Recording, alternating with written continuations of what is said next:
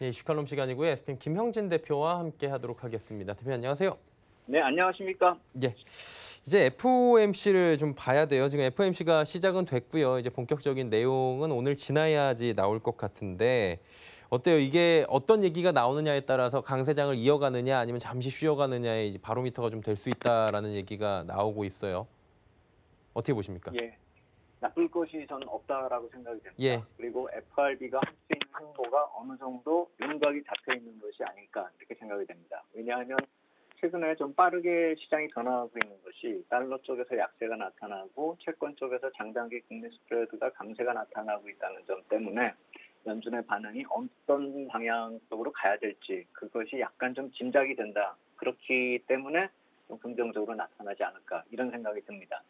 이러한 변화가 본격화되는 이제 경기 개선 시그널이라는 점에서 시장에 주는 영향이 긍정적이긴 한데 그렇다고 그래서 뭐 금리를 올리거나 뭐 이럴 상황은 아니기 때문에 특히나 6월하고 그 6월 이후에 3분기 급증하는 미국 국채 일정을 감안한다면 정책 대응이 좀 나올 수밖에 없는 상황이고 그렇기 때문에 마이너스 금리보다는 발행에 순조롭게끔 목표 금리제 정도가 나와준다라고 했을 때 시장은 현재 긍정적인 흐름이 더 강화될 수 있다 이렇게 생각이 됩니다. 그래서 우리가 이걸 뭐 예단할 수 있는 문제는 아니기 때문에 일방적인 방향 설정보다 현재 수준에서 좀 더 우호적 정책 아니면 지금 준하는 정책만 나와도 시장의 강세, 현재 상태는 이어질 것이다 이렇게 보면 될 것 같습니다. 그래서 이러한 지속되는 정책의 영향이 시장 안정 기조를 유지시킬 것이다 이렇게 예상할 수 있는 것은 유동성 우려감을 해소시키고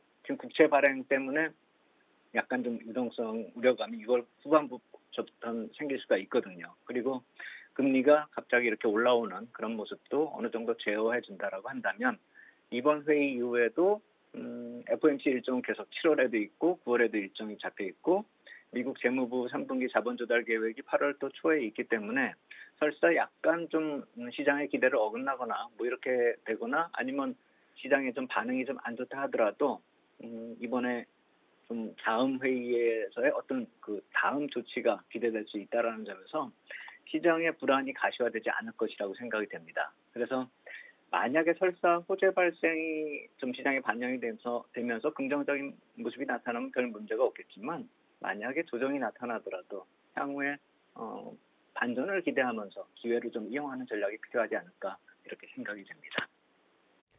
조정이 만약에 나오더라도 지난번처럼의 폭락이 아니라 오히려 기회가 될 수 있다라는 말씀을 좀 해주시는 것 같은데 일단은 이 얘기를 저희가 정리를 해보면 위험자산 선호 현상이 조금 더 강해질 수도 있다. 이렇게 저희가 이해를 좀 해도 됩니까?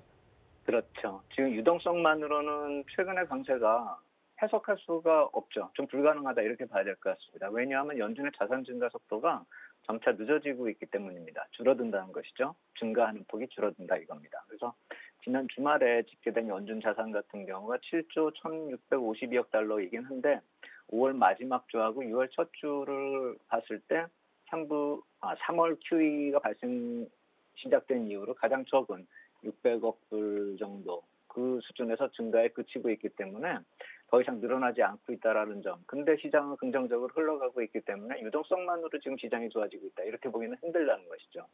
그런데 위험자산 선현상은 오히려 이런 유동성이 줄어들고 있는 상황에서 오히려 더 강화되고 있고 앞으로도 그런 방향이 좀 유지될 것이다. 이렇게 예상될 수 있는 그런 흐름이 나타나고 있는데 이미 시작된 경기 회복 시그널을 찾아본다라고 한다면 CRB 인덱스나 BDI 지수나 EMBI 스프레드를 보면 우리가 좀 힌트를 찾을 수 있는데 제가 CRB 인덱스나 BDI 지수는 종종 이렇게 보여드렸기 때문에 채권 지수 스프레드로 이렇게 좀 이머징 자산 선호도에 좀 회복이 빨리 나타나고 있다는 점을 오늘 글로벌 채권 ETF 추이를 통해서 한번 말씀을 드리려고 표를 준비했습니다. 그래서 지난 주말에 상당히 빠르게 올라오고 있는 빨간색 선을 우리가 찾을 수가 있는데요. 지난 주말도 그렇고 이번 주초도 그렇고 볼 때마다 이게 참 놀라울 정도로 빠르게 올라오고 있는 점을 우리가 찾아볼 수 있습니다. 아래에 빨간색 선입니다. 그래서 저 기간이 2018년에 이머징 마켓 정점을 친 이후에 위에 쪽에 그 미국의 금리 ETF고요. 아래쪽은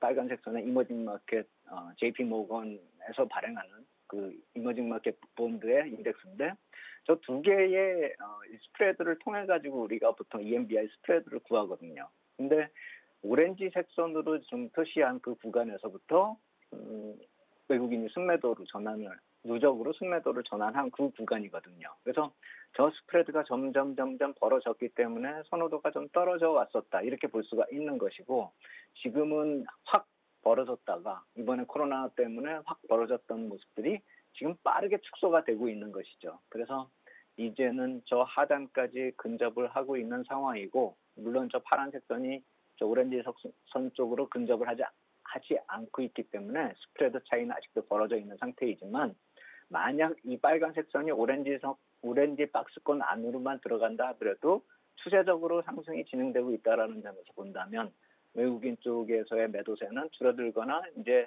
반전의 시기도 다가올 수 있을 것이다 이렇게 볼 수가 있겠고 그렇기 때문에 저 오렌지 색선의 박스권 정도의 스프레드로 줄어드느냐 이것을 우리가 좀 관심 있게 볼 필요가 있겠다 이렇게 말씀을 드리겠습니다. 예, 이제 환율도 좀 지켜봐야 될 구간이긴 해요. 1,200원 아래로 내려왔습니다. 사실 이제 1,200원대 초반만 와도 외국인들이 좀 적극적으로 들어올 것이다라고 예측하고 있었는데 물론 들어오긴 했지만 우리 생각만큼 그렇게 강한 매수를 해주고 있진 않거든요. 어때요? 위험자산 선호 현상이 어떤 영향을 미치게 되는지 이 얘기도 좀 함께 들어볼까요?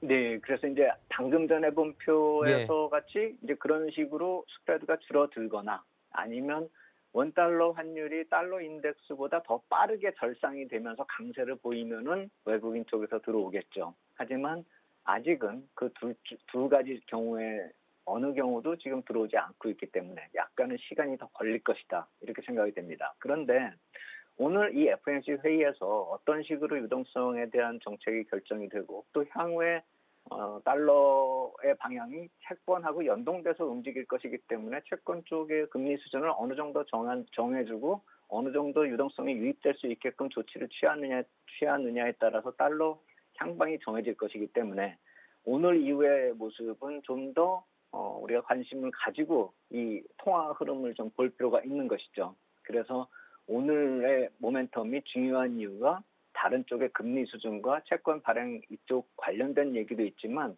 그로 인해서 파생되는 이 환율 수준의 움직임이 이머징 마켓 쪽으로는 더 중요하다 이렇게 봐야 되는 것이죠. 그래서 오늘 회의가 뭐 그다지 볼 거 없고 소문나지 않게 먹을 거 없다라고 보는 그런 경우들이 그렇게 말씀하시는 경우들이 많은데 제가 봤을 때는 오늘 이후로 이전과 이후는 상당히 크게 시장이 바뀔 수가 있는 그런 상황이라는 점을 우리가 놓치면 안 될 것입니다.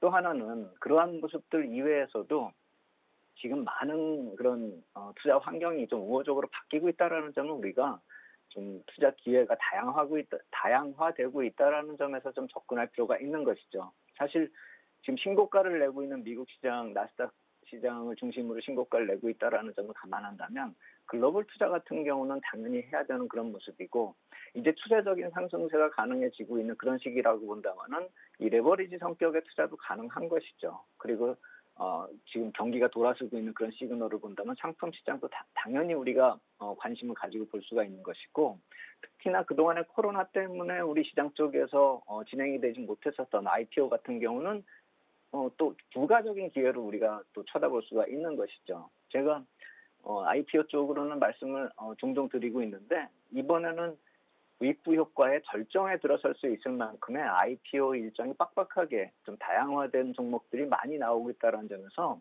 이번에 올해에 시장에 진입하기 시작한 신규 진입자 같은 경우는 이 시장에 참여했기 때문에 IPO 자격에서 좀 얻어지는 부가 혜택이 있다는 점을 감안한다면 이런 기회도 좀 놓치지 말아야 될 것입니다. 직접적으로 투자하는 그런 메리트도 있겠지만 그로 인해 가지고 부가적으로 얻는 이런 IPO 자격에서 생기는 힌트도 우리가 좀 생각을 해볼 필요가 있다라는 것이죠.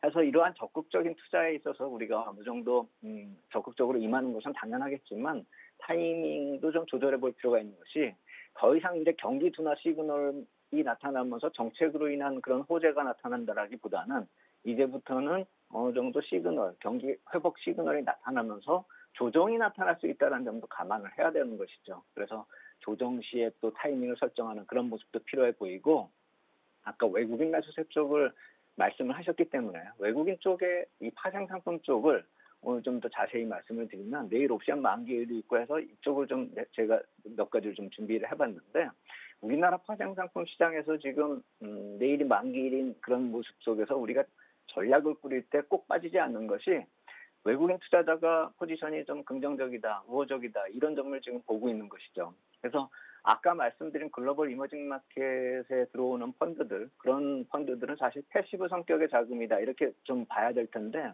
이러한 파생상품 쪽의 경우는 사실 그러한 패시브 자금으로 보기보다는 액티브나 헤지펀드 성격으로 좀 볼 수가 있겠죠. 그래서 좀 두 개의 성격이 좀 틀리죠. 주식 쪽은 안 사고 있지만 파생상품 쪽에서 상당히 긍정적으로 지금 들어오고 있다는 것이죠. 그래서 이쪽을 좀 살펴봐서 말씀을 드리면은 아주 우리가 극단적으로 대치 국면을 보이고는 삼성전자 주식 선물로 보시면은 이해가 빠를 것이다 해가지고 삼성전자 주식 선물이 이번에 시장이 바닥을 쳤었던 3월 19일 이후에 투자 주체별 매매 동향을 제가 표로 정리를 해봤습니다.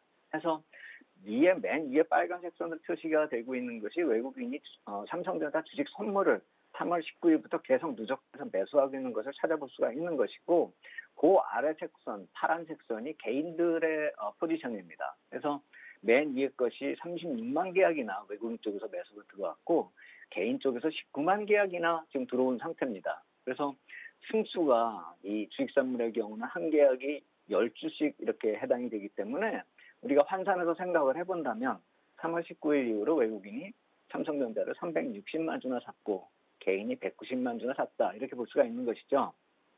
그래서 개인만 사는 삼성전자가 아니라는 말씀을 드리는 것입니다. 반대로 아래쪽에 까만색 선은 그 카운터 포지션을 가지고 있는 투신 쪽에서 마이너스로 한 52만 계약을 그러니까 매도를 한 것이죠. 그래서 좀 극단적인 대치를 보이고 있는데 그렇기 때문에 이러한 모습을 보아도 우리가 향후에 좀 참고를 해볼 필요가 이번에 이 만기일로 좀 모든 포지션이 끝나는 게 아니라 지금 실시간으로 체크할 때 보면 차월물 쪽으로 미결제가 급증하면서 롤오버가 진행되는 상황이라는 점을 감안한다면 내일 이후에도 이 포지션이 계속 이어진다 이렇게 볼 수가 있는 것이죠. 그래서 이러한 포지션들이 다 해소가 되고 없어지고 뭐 갑자기 매도로 새로 전환되는 그런 모습이 아니라고 한다면 주식 쪽에서 나오는 매도가 지금 많이 수량이 줄어들고 있기 때문에 너무 부담스러워할 필요가 없다라는 것이죠. 그래서 이러한 포지션이 유지되고 있는 한 이번 만기일은 물론이고 내일 이후에도 만기일 이후에도 좀 중기적 관점에서 긍정적인 시각은 유효하겠다 이렇게 말씀을 드리겠습니다.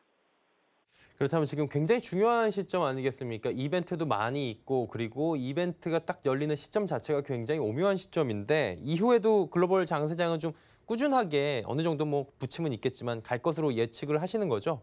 네. 경기 개선 기대가 못 믿는 투자자분들을 위해서 한 가지 표만 더 보여드리겠습니다. 예. 미국의 경기 소비재하고 필수 소비재 수익률 비교한 그래프인데요. 파란색 선을 보시면은 지금 빠르게 올라오고 있는 것이 경기 소비재, 그러니까 경기 관련주입니다. 그리고 필수 소비재 섹터는 빨간색 선인데 이게 항상 파란색 선이 경기가 좋을 때 위에 올라섰었는데 이번 코로나 때 급하게 빠졌던 것이 이제 완전히 회복을 했죠. 주식시장에서 이미 지금 반영이 되고 있는 것이라는 것이죠. 그래서 개선된 경제 지표가 이번 주에 나타나면서 이 실업률 지표가 좀 조작이 됐네, 실수네 여러 가지 얘기가 있지만 실질된 개선되는 경제 지표가 7월부터 나올 수가 있다라는 점을 좀 감안하면서 우리가 시장을 긍정적으로 볼 필요가 있다라는 것이죠. 그렇기 때문에 6월 FOMC 회의 때 호재가 만약에 안 나타나더라도 이런 지표 쪽에서 긍정적인 변화 가능성이 나타나기 때문에 주식시장은 앞으로도 좀 우상향 쪽으로 호재가 나타나서 조정이 나타나더라도 그것을 좀 기회로 이용할 필요가 있겠다 이렇게 말씀을 드리겠습니다. 네, 향후 글로벌 장세에 대한 이야기 오늘 자세히 들어봤고요. 오늘 말씀 여기까지 듣도록 하겠습니다. 고맙습니다. 감사합니다.